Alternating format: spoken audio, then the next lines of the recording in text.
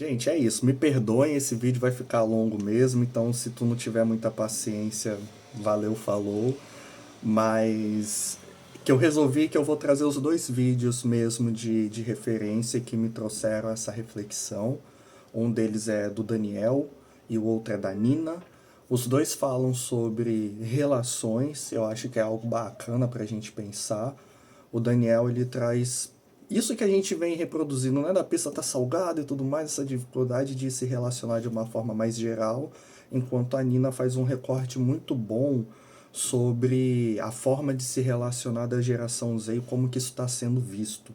Então, mesmo que em campos diferentes, né, se tratando a forma de se comunicar e de se colocar um pouquinho diferentes, no final é sobre a mesma coisa, a relação. Então, isso me trouxe uma paradinha aqui que eu quero compartilhar com vocês e chamar vocês também para pensar comigo. Vou deixar o arroba dos dois aqui embaixo e vamos começar pelo vídeo do Daniel, porque é o que eu tive contato primeiro ontem. Eu tava para fazer esse reactzinho aqui sobre ele só, mas acabou que eu não consegui reservar tempo por imprevistos. E hoje, quando eu sentei para fazer sobre ele, eu esbarrei nesse vídeo da Nina e que, na minha cabeça, pelo menos, casou muito bem de trazer as duas questões, os dois vídeos para a gente pensar aqui. Então vamos dar. Aí, calma, deixa eu voltar aqui. Ei, aí, vamos dar play no videozinho do Daniel e ouvir.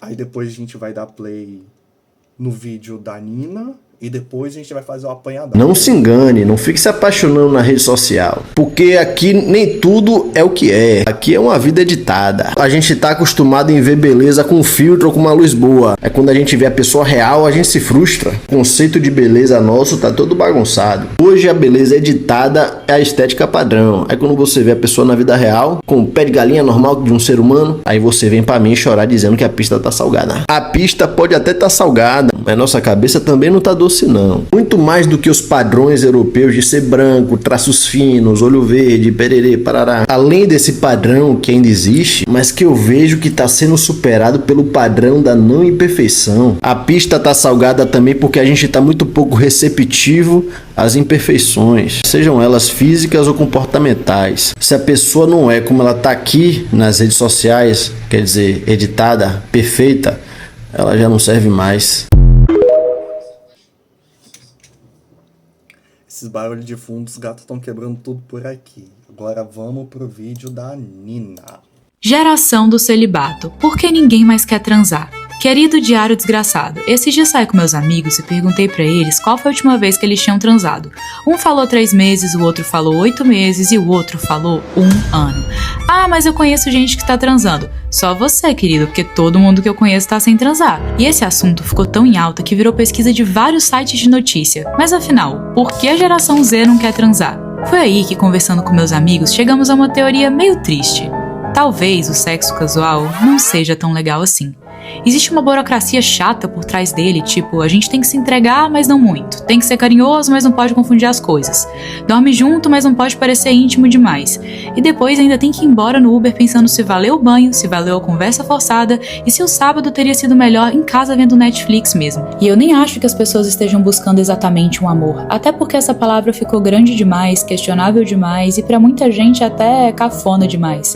Mas talvez a gente esteja buscando outra coisa, algo menor e menos raro do que o amor. Vontade de ficar depois. Vontade de rir deitado, vontade de não chamar o Uber tão rápido, vontade de não transformar o outro numa lembrança descartável ou em mais uma história constrangedora para contar pros amigos. Agora quero saber a opinião de vocês. O que vocês acham que deu errado com a nossa geração? Então, assim, né? Tem muita coisa que a gente consegue aproveitar dos dois vídeos, absorver e pensar, né? A gente começa pelo Daniel com essa frase ótima: a pista pode estar salgada, mas nossa cabeça também não tá doce. E a Nina, sinto que ela fecha com chave de ouro quando ela traz sobre isso, né? De que talvez as pessoas estejam finalmente procurando algo a mais. E, e tão simples que é a vontade de ficar. E por que que eu sinto que esses dois vídeos, esses dois conteúdos acabam que conversam muito? Porque de um lado a gente tem o Daniel falando de uma forma mais generalista sobre essa ilusão que a nossa geração e as anteriores a nós construíram da distorção da realidade, de enxergar tudo como um conto de fadas, tudo como perfeito. E hoje, mais do que nunca, a gente não está aberto a enxergar a realidade. A gente está sendo bombardeado de informação e de consumismo, utilitarismo de todos os lados.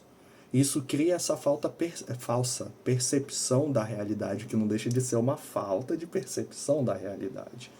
E daí a gente se apega a um ideal de pessoa, a um ideal de beleza, a um ideal de relacionamento que não existe.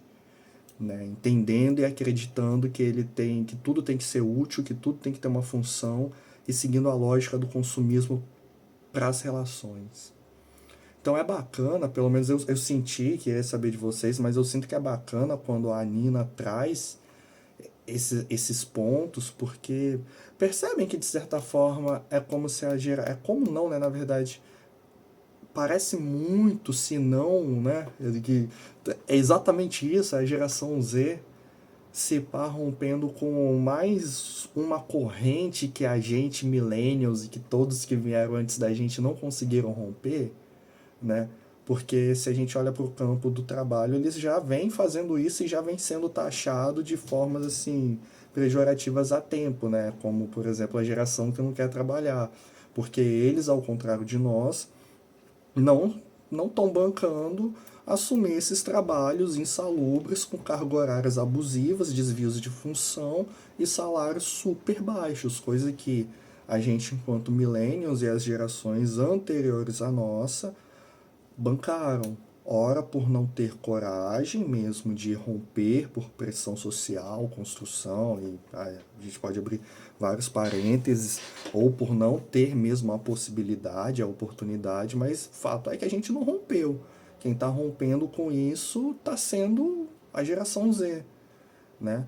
Então, será que eles também não estão rompendo com essa perspectiva e esse ideal ilusório de se relacionar que foi construído e que a gente reproduziu, né? De que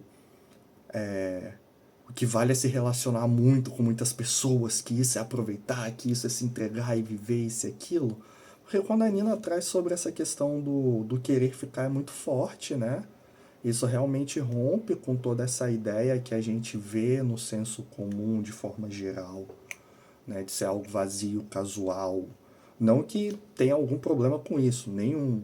Mas se a gente olha para a geração mais nova e tenta entender, cara, isso pode fazer total parte desse movimento de romper com questões que a gente não deu conta de romper.